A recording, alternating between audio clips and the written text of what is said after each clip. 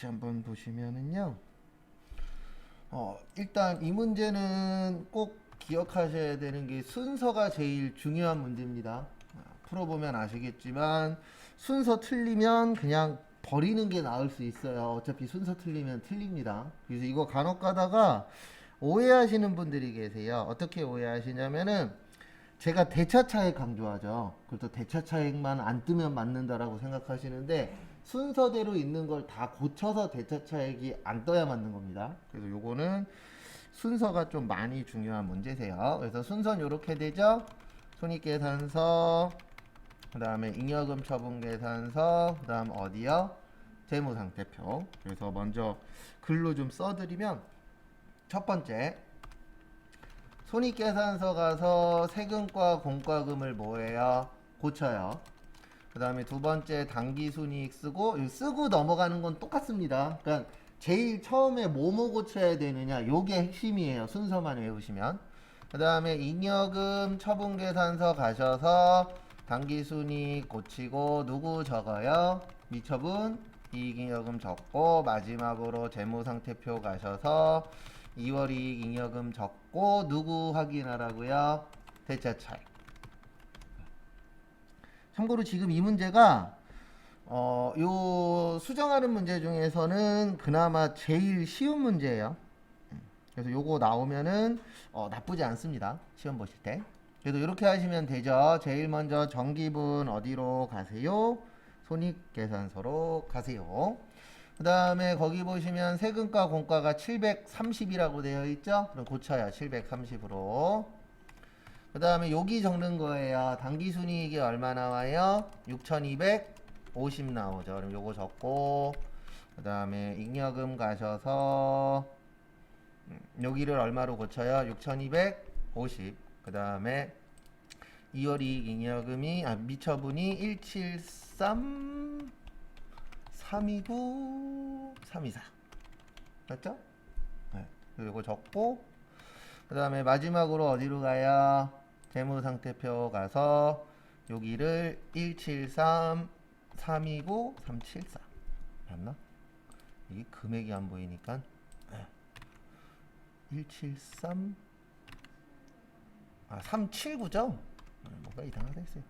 173 379 324 딱 쳤을 때 여기 대차차익 떠요? 안 떠요? 안 뜨죠. 그 다음에 요 밑에 거는 입력은 안 하고 적기만 하세요. 2분 드릴 테니까 한번 적어 보시기 바랍니다. 손익계산서 나왔죠? 그러면 순서는 첫 번째로 손익계산서 가서 이자 수익을 뭐해요? 고쳐요. 그 다음에 누구 적어요? 당기순이익. 그 다음에 2월 이익 잉여금 가서 당기순이익을 뭐해요? 고쳐요. 그 다음에 미처분 이익 잉여금을 적고요. 그 다음에 재무상태표 가셔서 2월 이익 잉여금을 고치고 대차차액 뭐야? 확인. 그 다음에 2분 드릴 테니까 마지막 거 있으시죠? 그것도 하세요. 그리고 그거 끝나면 이제 다시 기출문제로 들어갈 겁니다.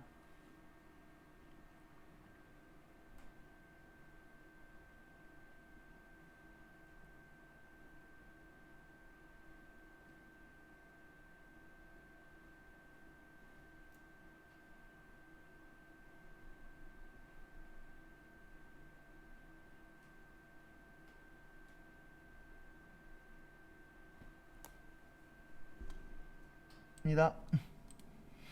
이것도 똑같은 문제죠? 그래서 이게 제일 쉬운 문제라고 보시면 되세요. 그래서 첫 번째로 손익계산서 가서 운반비 뭐예요? 고치고 그 다음에 두 번째로 당기순이익 적고 세 번째로 2월 이익 잉여금 가서 당기순이익 고치고 미처분 이익 잉여금 적고 그 다음에 재무상태표 가서 2월 이익 잉여금 고치고 대차차액 뭐야? 확인. 그래서 연습 한번 해봤는데요. 해보시면 아시겠지만 아예 못할 정도는 아닙니다. 근데 이것도 아셔야 돼요. 그냥 되는 문제도 아니에요. 그러니까 어렵다라고도 볼 수도 있고 좀 쉽다고 볼 수도 있는 문제. 그래서 어쨌든 시험 보시는 분들 입장에서는 아주 좋은 문제는 아닙니다. 그건 이제 참고해 주시고요. 그 다음에 기출문제 풀게요. 저희가 몇 회까지 풀었냐? 92회까지 풀었었죠? 네, 그래서 91회 설치하세요. 잘못 고쳐져 있었네.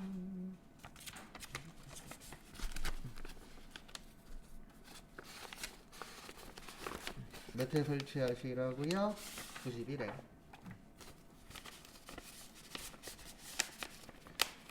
그리고 기출문제는 시간 나실 때마다 계속 풀어보셔야 돼요. 기출문제는 누가 더 많이 풀어봤냐. 어차피 자격증 시험은 기출문제에서 많이 나와요. 근데 이건 알고 계셔야 됩니다. 딸딸딸딸 외우시면 안 돼요. 왜냐면 기출문제가 나오긴 하는데 똑같이 내요, 다르게 내요? 다르게 냅니다. 비슷하게 내는 거지. 그래서 그거 좀 주의하시고. 그래서 몇 회 설치하시라고요? 91회 설치하시고.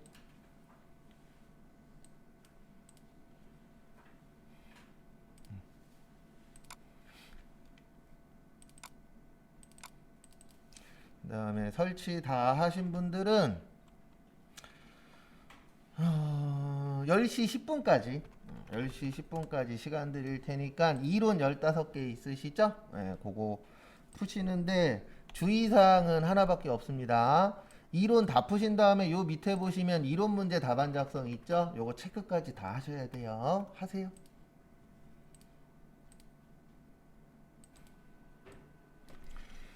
그래서 91회죠. 그래서 거기 보시면은요.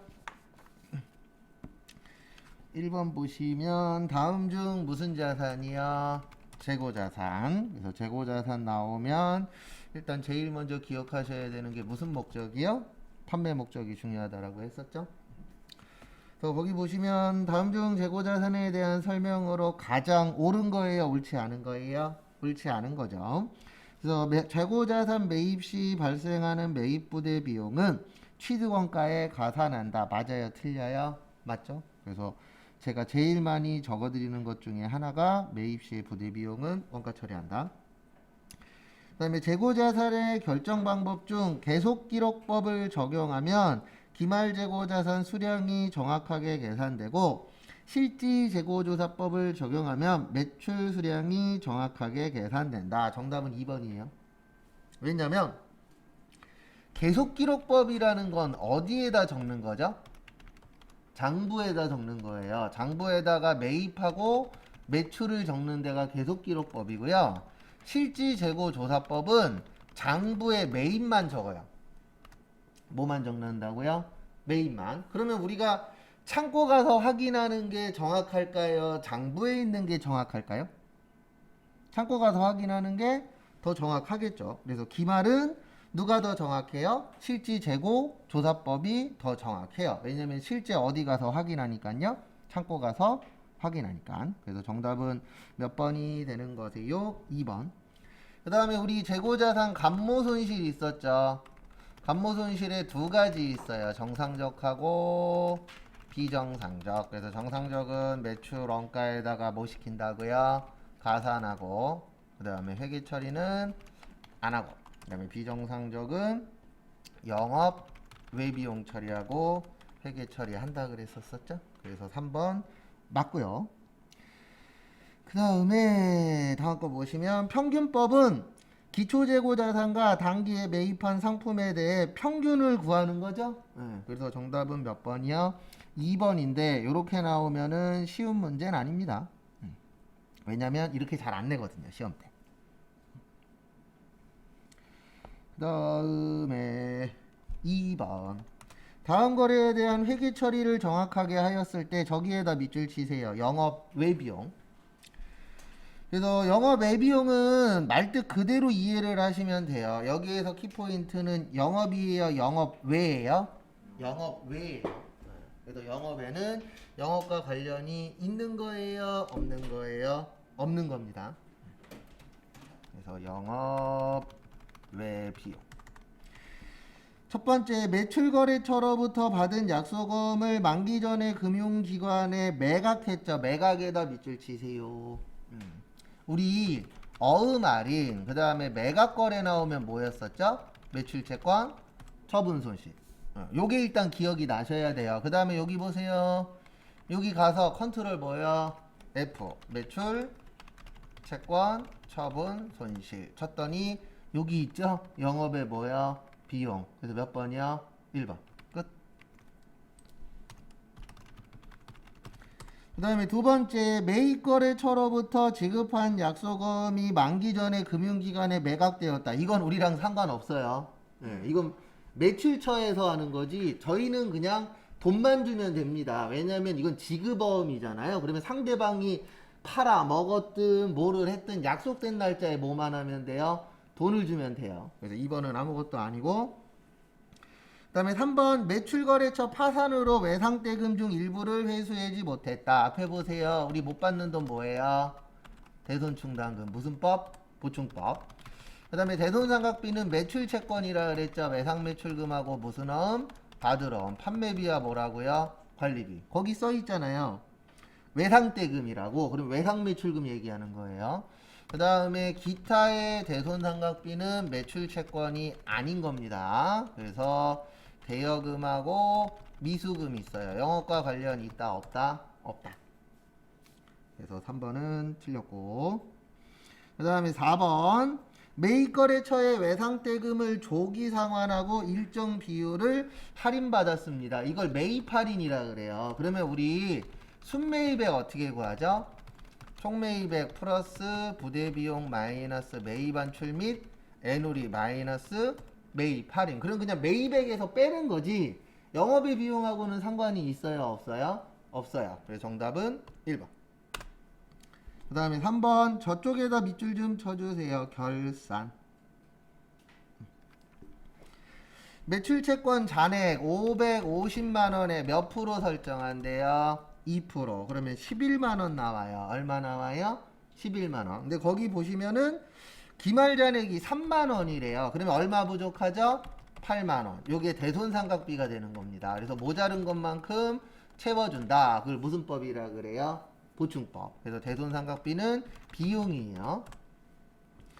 그 다음에 11월 5일에 가수금으로 회계 처리하였던 5만원에 대하여 기말에 가수금에 대한 원인이 파악됐대요? 파악되지 않았대요? 파악되지 않았대요. 그래서 5만원에 대하여 원인이 파악되지 아니하여 결산수정분계를 해야 되는데 했대요? 안 했대요? 안 했대요. 가수금의 뜻이 뭐죠? 가수금. 수금의 뜻이 뭐예요? 돈 받은 거. 그래서 가수금의 뜻은 돈은 받았으나 내용을 모르는 경우. 그러면 돈 받았으면 우리 회사한테 좋은 거예요? 나쁜 거예요? 좋은 거죠. 그래서 요거는 수익 처리하시면 돼요. 그러면 지금 비용이 8만원이고 수익이 얼마예요? 5만원이죠. 맞죠? 네, 비용이 얼마라고요? 8만원. 수익이 얼마라고요? 5만원. 요 두 개를 빼요. 그러면은 수익보다 비용이 많았죠. 그러면 이익이에요? 손해예요? 손해예요. 얼마 손해요? 3만원. 그래서 정답은 1번. 쉬운 문제 아닙니다. 그건 좀 복합적인 문제예요. 그래서 일단 첫 번째로 요거 구할 줄 아셔야 돼요. 왜 8만원인지. 모자른 것만큼 뭐 해주는 거라고요? 채워준다. 그래서 무슨 법이요? 보충법. 그래서 8만원만큼 비용 처리하고 우리가 돈 벌어서 5만원 벌었잖아요. 네, 근데 결론적으로는 8만원 쓰고 5만원 벌었으니까 얼마 손해예요? 3만원 손해겠죠? 그래서 정답은 몇 번이요? 1번. 그 다음에 4번도 여기 들어가서 열심히 치세요. 1번에 무슨 주식이요? 자기 주식 치시면 여기 나와요. 무슨 조정이요? 자본 조정. 미교부 주식 배당금도 자본 조정. 감자차선도 자본 조정. 그래서 정답은 2번. 그러니까 이렇게 되는 거예요. 컨트롤 F로 꼭 시간 나실 때 찾아보세요. 그래서 요 세 개는 자본 조정이고, 그 다음에 컨트롤 F로 찾아보시면 미지급 배당금은 유동부채예요. 무슨 부채라고요? 유동부채. 그래서 다른 거 찾으라 그랬으니까 몇 번? 3번. 그 다음에 5번 보시면 유가증권 물어봤습니다. 유가증권에는 두 가지가 있어요. 지분증권하고 무슨 증권이요? 채무증권. 그리고 너무 복잡하게 생각하지 마시고 일단 다음 주 수요일까지 풀 건데 다음 주 수요일까지 목표는 50점 넘자예요. 한 번이라도. 그래서 나는 다음 주 수요일까지 푼 것 중에서 한 번이라도 50점 넘었어. 그럼 잘하고 있는 거예요. 그 다음에 세무 들으면 또 실력이 늘어요. 왜냐면 세무하고 회계하고 완전히 동떨어진 게 아니고 회계 내용이 세무에도 나오고 세무 내용이 회계에도 나오는데 세무가 조금 더 깊이 물어봐요. 그래서 세무할 수 있으면은 회계가 좀 더 쉬워집니다. 우리 배운 거에 이거 있었죠. 단기매매증권, 매도가능증권, 지분법 적용, 투자주식. 그 다음에 단기매매증권, 매도가능증권, 만기보유증권. 그래서 거기 보시면은요. 유가증권은 증권의 종류에 따라 지분증권과 채무증권 맞죠? 그 다음에 단기매매증권과 매도가능증권은 평가하는 거 맞아요.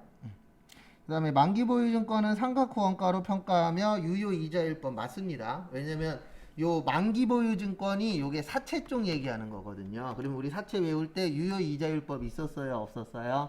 있었죠? 정답은 4번인데 요거는 세무 배우고 나시면 이해돼요. 그 밑에다 요거 좀 적어주세요. 몇 번 적긴 했는데 유가증권에는 주식하고 사채가 있는데 요걸 발행하거나 처분하는 경우 요때는 비용 처리하면 된다 안 된다? 안 된다. 그래서 이익 나면 이익에서 빼고 손해 나면 손해에서 더해라. 요거 2번 정도 적어 드렸었어요. 예, 그거 내용입니다. 그래서 정답은 4번. 그리고 제가 이 얘기를 엄청 많이 할 건데 지금 맞췄냐 틀렸냐는 솔직히 아무 소용 없어요. 앞으로 이제 시험장 가서 맞출 준비를 하겠다 이렇게 생각하세요.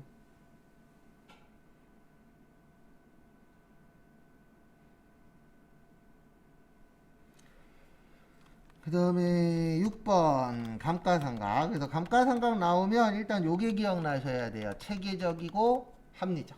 그래서 요 문구 나오면 감가상각 관련된 겁니다. 그래서 보시면은요.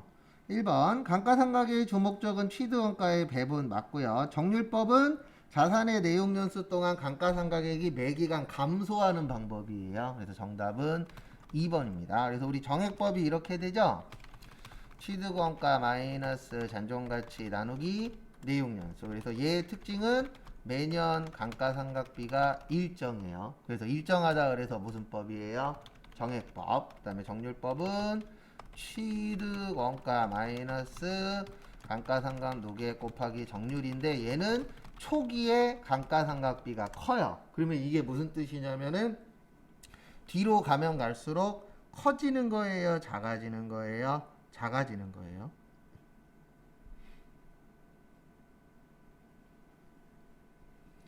그 다음에 7번 보시면 다음 일반 기업회계 기준에 의한 손익계산서 작성 기준이죠. 우리 재무상태표 작성 기준이 있고 손익계산서 작성 기준이 있다라고 했었죠. 그래서 재무상태표하고 손익계산서다 총액주인데 자본만 무슨 처리한다고요? 상계 처리. 그다음에 둘 다 총금액으로 쓰고 표니까 표시하고 계산서니까 계산하고 유동성 배열법. 그래서 우리 유동 먼저 쓰죠 항상. 그 다음에 비용은 무슨 주의라고요? 발생주의. 몇 년 기준? 1년 기준. 그 다음에 수익은 실현주의. 그 다음에 잉여금 나눠라. 자본잉여금하고 이익잉여금. 돈 벌려면 뭐 써라? 돈 써라. 그 다음에 가짜 계정은 써라 쓰지 말아라. 쓰지 말아라. 참고하시고. 그 다음에 보시면 1번 현금 유출입 시점에 관계없이 당해 거래나 사건이 발생한 기간의 수익 비용을 인식하는 발생주의 맞죠? 그 다음에 수익은 실현주의 맞고요. 비용은 관련 수익이 인식된 기간에 인식한다 맞아요. 그 다음에 상기 처리는 누구만 한다? 자본만. 그래서 몇 번이요? 4번. 그 다음에 8번 사채. 우리 사채 발행은 액면 이자율 기준이라 그랬고요. 크면 할증, 작으면 할인. 그 다음에 사채 상각하는데 유효 이자율법 쓴다 그랬고요. 상각액은 할증 발행이나 할인 발행 모두 뭐한다? 증가한다. 그래서 거기 보시면 사채란 채권자들로부터 자금을 조달하는 방법이다. 맞아요. 돈 빌리는 겁니다. 그 다음에 사채 발행 관련하여 직접 발생한 사채 발행 수수료 등은 사채 발행가액에서 직접 차감한다. 이거 아까 썼던 이거예요. 유가증권엔 주식하고 뭐가 있다고요? 사채를 발행하거나 뭐 할 때요? 처분할 때. 그럼 비용으로 쓰면 안 되고 이익 나면 이익에서 뭐 한다고요? 빼고 손해 나면 손해에다가 더한다. 그 뜻이에요. 그래서 3번 맞아, 2번 맞아요. 그 다음에 사채 할인 발행 차금과 사채 할증 발행 차금은 유효이자율법 맞죠? 정답은 4번인데 이거 되게 헷갈려 하세요. 시장이자율이 액면이자율보다 더 크죠? 이거 말장난입니다. 그러면 이렇게 이해하셔야 돼요. 액면이자율이 크단 얘기예요? 작단 얘기예요? 작단 얘기죠. 작으면 무슨 발행? 할인 발행. 그래서 몇 번이요? 4번. 이렇게 나오는 거 되게 싫어하시는 분들이 있어요. 왜냐면 머릿속에 크면 할증 발행 이것만 들어가 있거든요. 그래서 말장난 같은 거 잘하니까 진짜 시험 볼 때 연습 때야 상관없는데 시험 볼 때 진짜 지문 잘 읽어야 돼요. 이 시험의 특징이 근데 이 시험뿐만이 아니고 회계 시험의 특징 중에 하나가 할 게 하나밖에 없어요. 말장난. 막 앞뒤 뒤바꾸고 요런 거 좀 잘하니까 지문 좀 잘 좀 봐주시면 감사하겠습니다. 그 다음 거 보시면은요.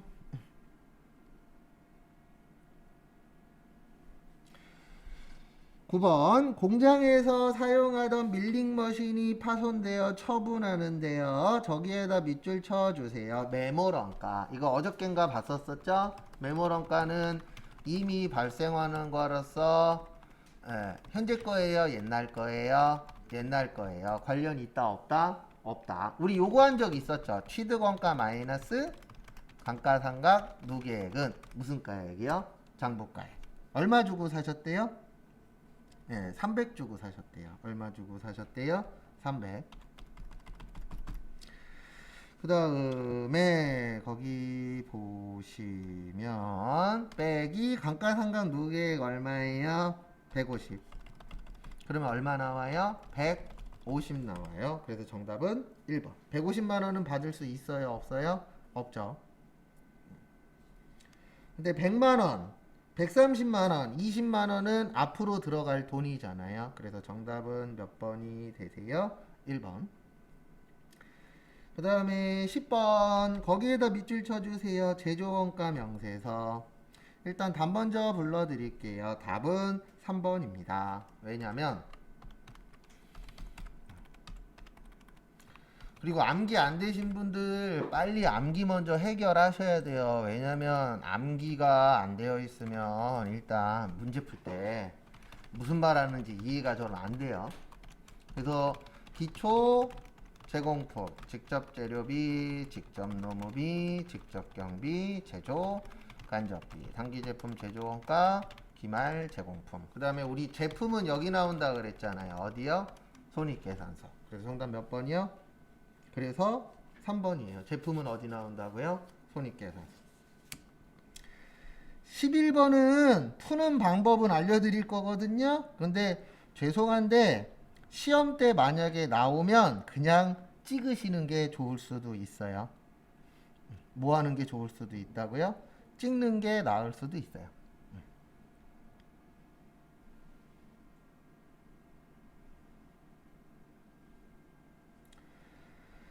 그래서 결론은 11번 무슨 배부법이요? 단계배부법. 그래서 단계배부법의 특징은 배부 뭐를 정한다고요?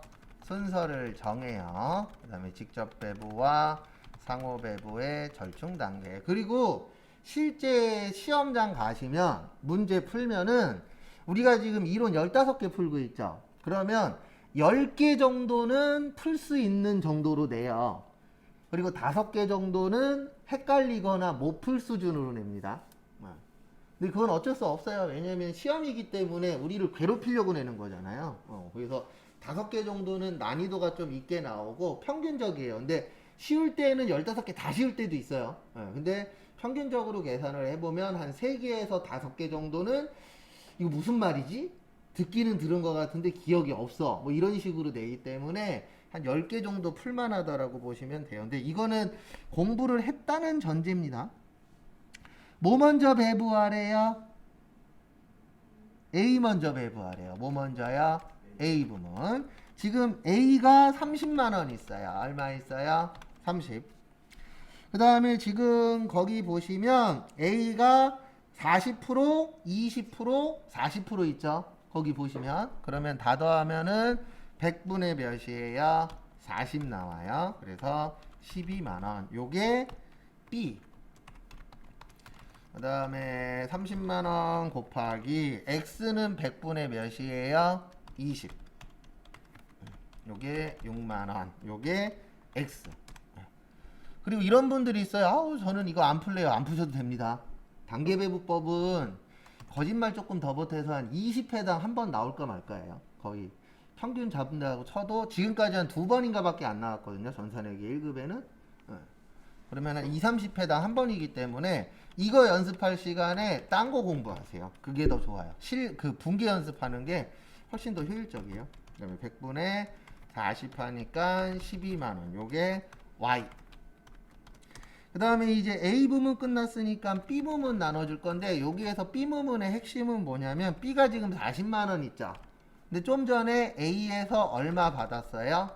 12만원. 요거까지 더해서 나눠주셔야 돼요. 그 다음에 원래는 20, 30, 50인데 20은 없다라고 봅니다. 두 번째 배부할 때는 그 A에 해당되는 건 없어요. 왜냐면 A는 이미 나눠줬잖아요. 나눠줬기 때문에 더 이상 나눌 게 없다라고 보는 거예요. 그러면 80하고 50이니까 이렇게 나오고요. 52만원 나누기 80 곱하기 30 하면 19만 5천원 나와요. 19만 5천원이 X. 그 다음에 40만원 더하기 12만원 곱하기 80분의 50. 근데 이거는 하나 알고 계십시오. 지금 우리가 푸는 거 몇 회죠? 91회죠. 몇 회예요? 91회. 우리가 시험 보는 게 95회예요. 몇 회라고요? 95회. 그러면 거의 나올 확률은 높아요, 낮아요? 낮아요. 그러니까 연습 한두 번 해보시고 헷갈리면 그냥 이런 건 찍는 게 더 빠를 수도 있어요. 그래서 여기 보시면 12만원에 32만 5천원이니까 44만 얼마 나와요? 5천원 나와요. 정답은 4번. 그리고 답 맞출 때 제일 기쁠 때가 언제인지 아세요? 계산 문제 찍었는데 맞았을 때. 진짜 기뻐요. 왜냐면 5초 만에 찍었는데 맞았어. 행복하더라고요. 그 다음에 12번 보시면 원가 분류에 대한 설명으로 뭐 한 거예요? 옳지 않은 거. 정답은 2번이에요. 원가 행태에는 두 가지가 있어요. 변동비하고 무슨 비요? 고정비. 요건 제가 여러 번 써드려요. 앞으로도. 그전에도 원가 행태라고 써드렸었어요. 그래서 정답 몇 번이요? 2번. 그 다음에 거기 1번에 보시면 제품원가와 기간원가라고 있으시죠? 기간원가 위에나 옆에 빈 공간에다가 판매비와 관리비라고 적어주세요. 기간원가를 판관비라고 합니다.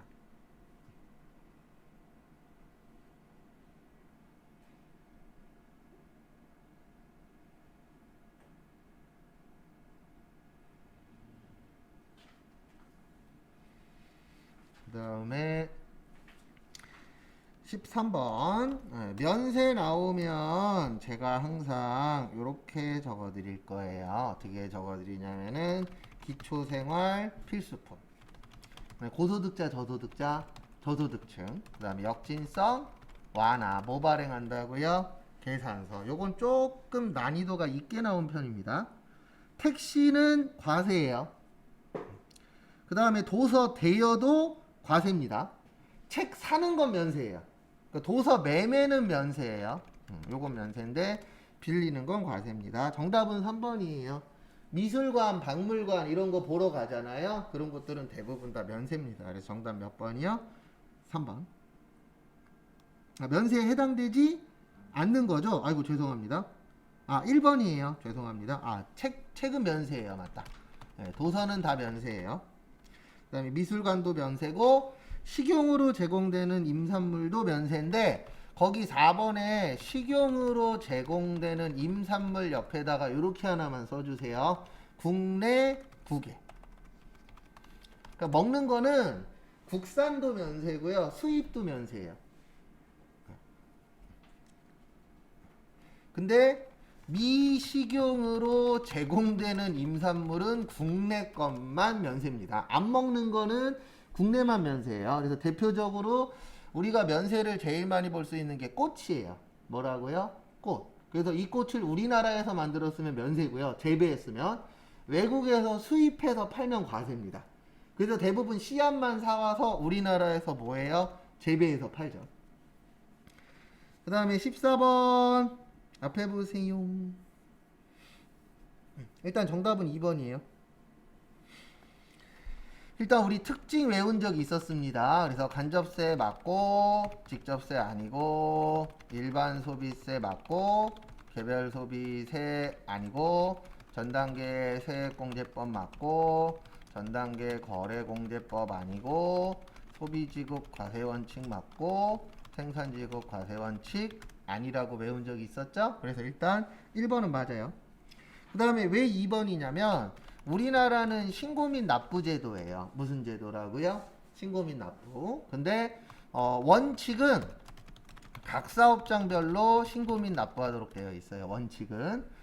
그 다음에 이제 지금 나와 있는 주사업장 총괄 납부는 신고는 따로따로 하는 거고요. 납부만 한 군데에서 하는 거예요. 근데 거기는 신고 및 납부를 할 필요가 없다라고 되어 있잖아요. 이 신고 및 납부를 할 필요가 없는 걸 사업자 단위과세 제도라 그래요.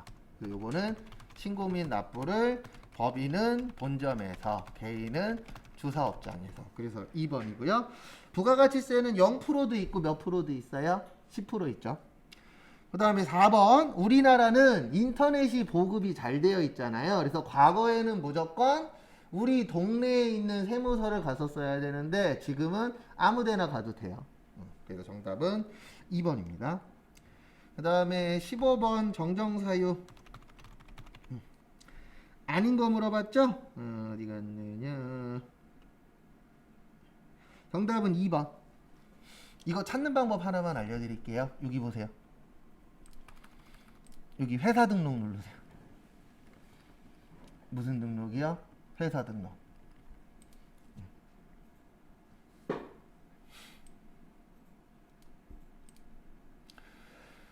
그러면 여기에 있는 것들 있죠. 여기에 있는 것들은 대부분 다 뭐예요? 정정사유예요. 네. 그래서 거기 첫 번째 보시면 통신판매업자가 사이버몰의 명칭. 이게 뭐냐면은 사업 그 회사명이라고 보시면 돼요. 무슨 명이요? 회사명. 그 다음에 3번에 보시면 사업자 명의 여기 있잖아요. 사장님 이름. 그 다음에 4번도 사장님 이름 있어요? 없어요? 있죠. 근데 공동사업자에 대한 내용은 여기 아무리 찾아봐도 없어요. 네, 그렇게 보는 방법도 하나입니다. 그래서 정답은 몇 번이요? 2번 되겠습니다. 그리고 오늘의 목표는 이론부터 실기까지 다 해서 몇 점 받는 거라고요? 네, 50점 넘으면 잘하고 계신 겁니다. 바로바로 뭐 60점, 70점 이렇게 안 나와요. 네, 잠깐 쉬었다가 10시 50분에 다음 거 진행하도록 하겠습니다.